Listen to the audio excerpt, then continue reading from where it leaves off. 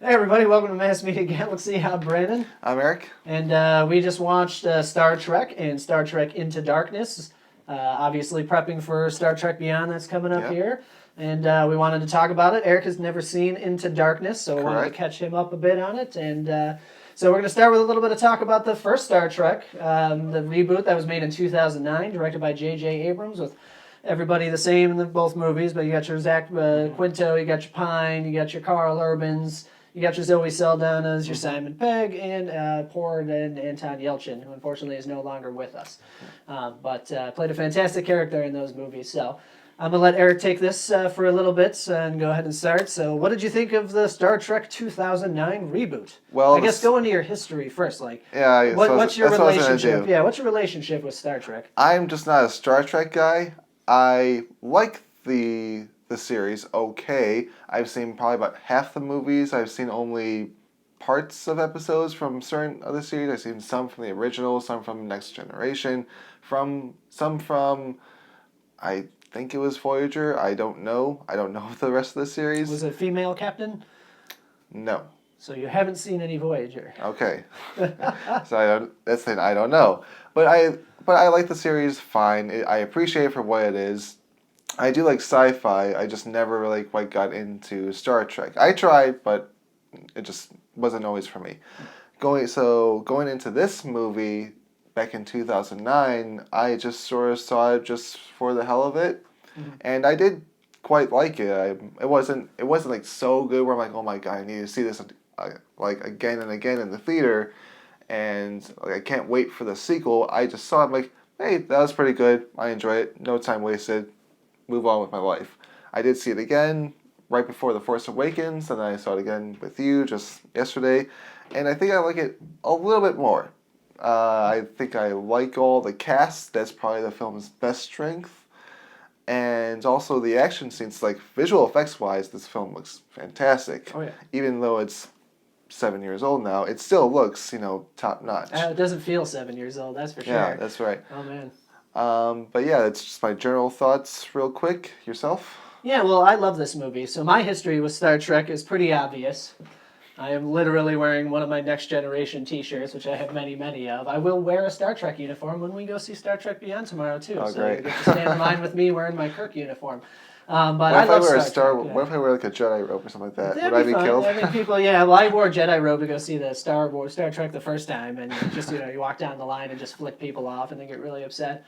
Trekkies get really upset real fast for some odd reason. Actually, all fans do. I don't know what it is nowadays, but it wasn't like that. 97 when we all went to see those reboots, the remakes and the special editions, everybody loved them. But so my history of Star Trek is I've seen every single episode of the original series. I've seen every episode of Next Generation probably 5 times, especially my favorite episodes. I've seen all of Enterprise, all of Voyager, all of Deep Space Nine. I'm a huge fan of Rick Berman and the way that he did the Star Trek Next Generation and Star Trek Deep Space Nine, how they're actually in the same timeline, so you get characters kind of jumping from show to show, very much like the way the CW does Arrow and Flash and like their DC stuff now, so it had a lot of that crossover. It's kind of the beginning of that, I think. So I've seen all of these a million times. I've seen I've seen Star Trek Wrath of Khan as much as I've seen Star Wars. So I'm split down the middle. As emotional and awesome as I get about Star Wars, I get the same thing about Star Trek. So we come to the reboot, and the only thing I loved about the reboot, I guess the thing that I loved the most about the reboot is when I found out who was directing it, I was like, that's the guy. I love all these guys' movies. I can't wait. And I think he nailed it. I think if you're going to consider in the pantheon of reboots that we've had to put up with since like 2004 or 5, this is the best reboot by far. Now, I know some Star Trek fans will get upset and say, well, it doesn't have the essence of Star Trek and things like that. But why did everybody love Star Trek? Not because of the science, because of the characters. And You're right about the cast. So the one thing the Star Trek 2009 nails is the cast and the characters perfectly. Everyone is exactly, they're a little bit maximized from their characters, or they're a little more subdued in the series and in the original films. But I mean, it's absolutely perfect. I get attached to those characters as much as I am attached to the Star Wars characters from this new reboot. So that's it for me. The cast is amazing. I love the plot of the movie. Just nice, simple, easy action movie to go through. The music is incredible. I mean, Michael Giacchino, he's the guy I picked for doing new Star Wars movies and things like that. So, everything gets me really riled up about that movie. And I saw Star Trek 2009 6 times, maybe 7 times in the theater. I've seen it, I mean, literally at least 30 or 40 times at home because I just one of those movies I can watch in the background. I don't see a lot of flaws with the film. But then again, there are a few, I'm sure, but like as a super fan, it's kind of hard for me to, really set those aside. It's just like Force Awakens. I was like, that movie's perfect. I know it's not, but it's very tough for me to set that stuff aside. So, so other than the cast, is there anything you really liked about 2009 Star Trek? Like I said before, the special effects again. Yeah. Also, just the action. The action was fairly good. Not as good as what it eventually turns into with the sequel, but again, the action was really good in here as well. Some really good, just solid sci-fi action. Yeah. I like that as well. I guess some negatives I'll go into is, I said before, the best strength of this movie is the cast, and well, yes, you have Simon Pegg, Zoe Saldana, and some others I can't think off the top of my head, but the one that actually does not work for me, I know you're gonna feel shocked about this, it's Chris Pine. Oh, Pine doesn't work for you? No. See, Pine's like the perfect Kirk for me, man. He's like, if you could have found an actor to play that character better, almost better, I'm going to get a lot of flack if anybody watches this, better than Shatner could play the character, it's Chris Pine for me. But, okay. Go ahead. Well, the thing is, like, the guy is trying. He's obviously trying. I give him that. I am not saying it's a phoned-in performance.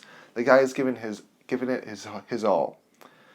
It just, get the feeling that he's just playing a character when I'm watching it. When I watch the guy whose name I forget is playing Spock, I feel that he is that character. When I see Zoe Saldana, she is that character. When I see Simon Pegg, he is that character. When I see Chris Pine, I just see him pretending to be somebody. So that's Chris Pine being Chris Pine. It's like Chris. From This Means War, Chris Pine. Yeah, something like that.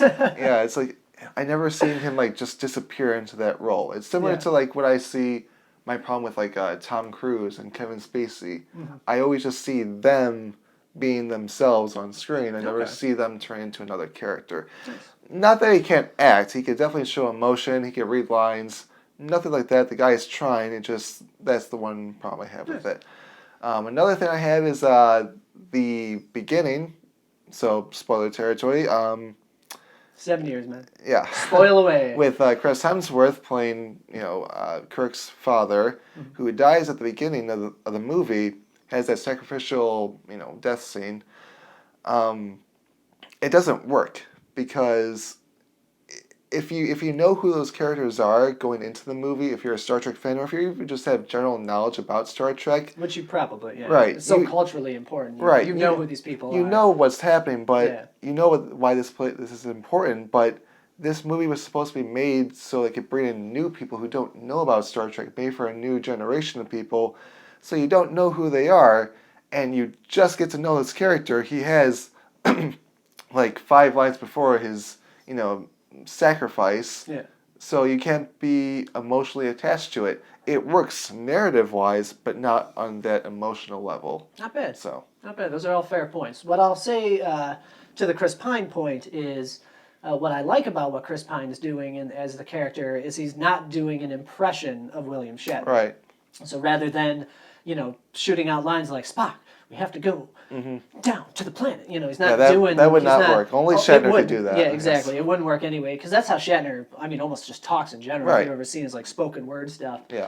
But that's kind of what I like about him, and, what I liked about Zoe Saldana is, the difference between her and Uhura. Like, Uhura in the TV show and in the movies is kind of like an idiot. Like, she's been doing her job so long that she's almost complacent at work. So you haven't seen a lot of the movies repeatedly like I have, but in the original show and in the movie, she's constantly, screwing up. They make a joke in the second movie, and we'll get into Darkness here momentarily, but they make a joke in that movie where she's like, how's your Klingon? And she's like, it's rusty. And in Star Trek IV, The Voyage Home, back in the, the original series movies, which I don't think you've seen that movie yet. No. I saw the first 3. Yeah, she has like a thing where she needs to speak, or maybe it's even Search for Spock, I think is what it is she's supposed to speak Klingon, but she can't remember any of it. So she's like digging through a book trying to remember phrases and stuff. She's constantly making mistakes in the TV show where like Kirk will turn around in the chair and be like, Uhura, tell me, what's happening, what communications are you getting? And she can't remember or something. He's like, stop messing up, So yeah, I like the way that she plays it. I got to say, Simon Pegg though is a great Montgomery Scott, and my favorite person out of all these movies. And I think it's because he's, in my opinion, the best actor out of all of this cast is Carl Urban. We're talking about E.O. Mayer here, dude, from Lord of the Rings. We're talking about Dredd. I mean, this guy, even in Red. And you got to remember, he's got that tiny little part in the Bourne movies too, where he's like the assassin in the beginning of Bourne. I think it's Bourne Supremacy. The one I don't like. Yeah, the one Bourne movie I don't like has Carl Urban in it, so he's like the redeeming quality for me. But he is a standout. He plays Bones. Like I said, I don't want to be disrespectful to the original things because I grew up with this, but he plays Bones better than I knew Bones. Like all of those tropes that you think about when you think about DeForest Kelley playing Bones. And he's like, you green-blooded inhuman, like Urban just nails those lines. But in my opinion, he's the best actor out of the whole cast anyway. I mean, we got a lot of time to go with these guys. They're in their mid-30s. They're going to be out there forever.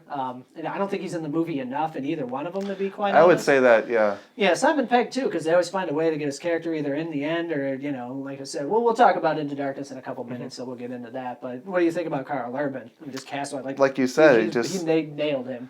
He's just enjoyable. It's an enjoyable character played by a really talented actor, and it just works. And just his chemistry off of, working off of Chris Pine and with Spock as well, it all just works. It's enjoyable. Yeah. Now, I don't know, so let's quickly go over some of the negatives of Star Trek 2009. I say the villain is a little weak. Maybe not as weak as you might think he is, but just a little weak. Just too standard. Yeah, and that's about it. I mean, I kind of don't agree with you a little bit on the beginning of the movie, but then again, I'm a Star Wars fan. The ethos, Star Trek. Or Star Trek fan. Yeah, see, this is what it's like on the internet, kids. But I'm a Star Trek fan, and I love those movies, so, the ethos is with me forever. I will always remember everything about that, so when that stuff happened, I'm watching it like I was 7 years ago, so I was in my mid-20s at that time. But I was watching it like a 10-year-old kid watching those movies originally. I'm on the edge of my seat, and I'm like, oh my God, this is how Kirk becomes Kirk, So, like, when they said George Kirk, I knew exactly who they were talking about. Did they ever do that in the original series? No, not really. Like, how he became Captain Kirk and No, not really. They kind of allude to it, like the backstory is told through character moments in each film. Okay. Where you kind of find things out, like where he says things like, he remembers about his father. His father was the one that inspired him to get into Starfleet and things like that. So you kind of learn that through the character moments, but they don't drop it. They never do exact origin episode. But they never did any of that. I mean, the origin stories didn't even exist until... True, origin stories are like a brand new thing for movies. That shit never existed before, so... Yeah. But, that's pretty much my only negative, man. I love Eric Bana. You were a terrible Hulk, but that's not your fault. It was a poorly written movie by a director who was not prepared to make that shit film, and so that's pretty much it, man. I don't know good actor. It wasn't written well. Yeah, it just kind of falls by the wayside, so... All right, everybody. So that's Star Trek 2009. We're going to get Into Darkness here in just a moment. Thank you for joining us. Give us just 2 seconds. I'm going to fade to black, and we'll be right back.